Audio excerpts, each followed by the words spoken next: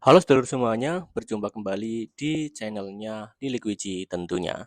Oke, dalam video kali ini kita akan membahas tentang ujian wawancara dan juga komputer untuk PPS atau Panitia Pemungutan Suara Pemilu tahun 2024.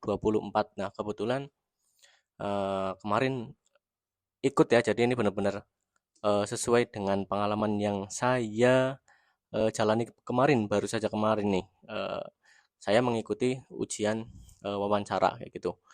Nah, sebenarnya itu saya taunya cuma wawancara, pas di sananya ternyata ada ujian komputernya gitu. Jadi nggak belajar gitu. Saya nggak belajar komputer ya, tiba-tiba aja langsung ngerjakan gitu.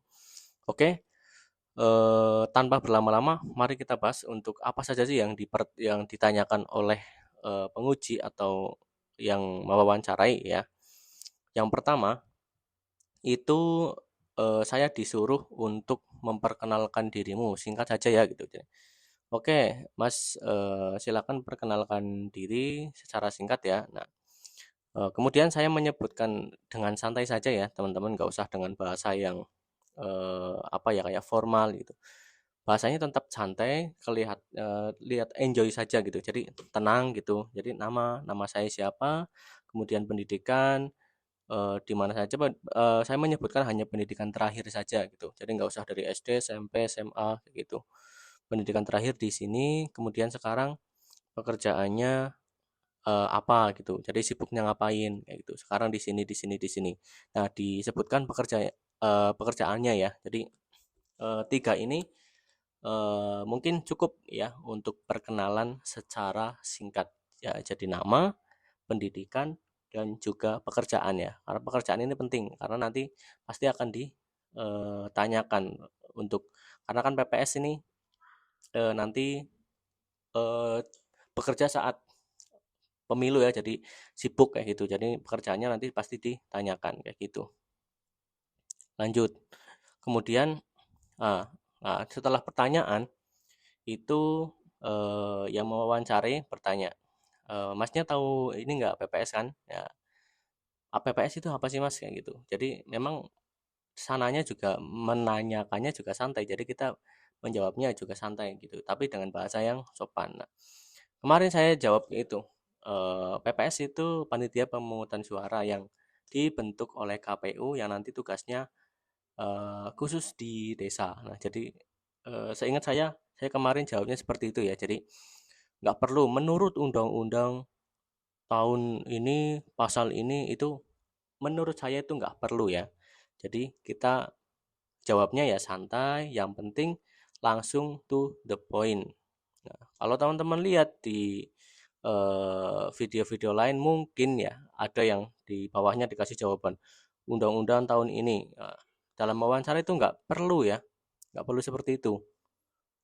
Jadi cukup jawab langsung ke poinnya saja. Nah, ya, jadi nggak usah perlu kayak kalau misal teman-teman tahu menurut pasal ini nggak apa-apa. Tapi kalau nggak tahu ya sudah jawab dengan jawaban yang betul tapi langsung ke poinnya kayak gitu. Kemudian nih pertanyaan ketiga. Kemudian gini ya. Jadi nah itu kan PPS ini ya yang dibentuk oleh KPU. Nah, nanti tugasnya itu ngapain aja Mas kayak gitu di PPS itu. Nanti tugas dan jenengan itu apa kalau jadi PPS kayak gitu. Nah, ditanyanya seperti itu. Jelaskan saja dengan santai ya. PPS ya tugasnya nanti di desa, intinya melakukan pemungutan suara di desa. Saya menyebutkan juga kewenangannya ya. Kita juga punya kewenangan, ada tugasnya juga. Nah, disebutkan itu. Teman-teman bisa baca itu di Google, nanti di ini ya, dicari di Google ya. Gitu. Jadi jawab saja dengan santai.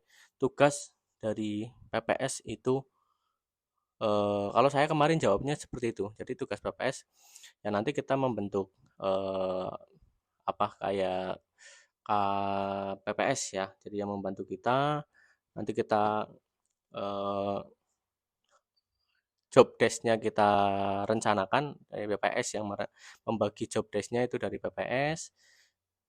Ya, seperti itu. Nah, kalau kemarin saya jawabnya santai ya, jadi seperti itu ya. Kemudian lanjut lagi nih.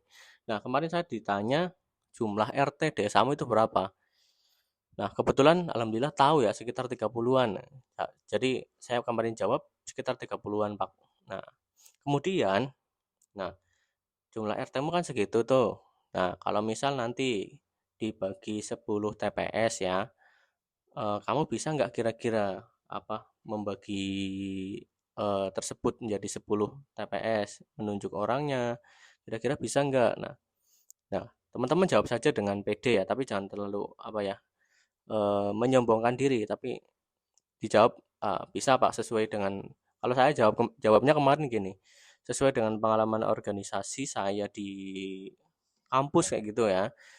Jadi eh, sangat bisa ya karena itu sudah menjadi hal biasa yang sudah saya lakukan di kampus. Nah, kan sistemnya sama, tinggal kita hanya merubah pada tempat yang berbeda saja kayak gitu.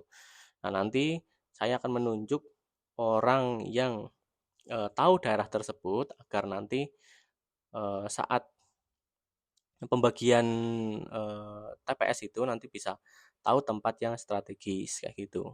Nah, seperti itu. Jadi intinya dijawab sesuai dengan pengalaman kita seperti itu. Lanjut nomor 5 nih. Kemudian jika kamu terpilih dengan anggota yang gak akrab gimana nih? Kan ditanyanya kemarin gini, kamu kenal nggak sama yang ikut ujian sekarang kayak gitu? Ya kenal Pak. Nah, terus nanti misal kamu itu nggak akrab gitu, terus jadinya dengan anggota yang tidak kamu inginkan itu gimana kayak gitu. Terus saya jawab, "Ah, tujuan kita kan untuk mensukseskan pemilu ya.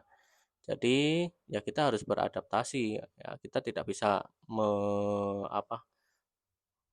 menggunakan ego kita ya.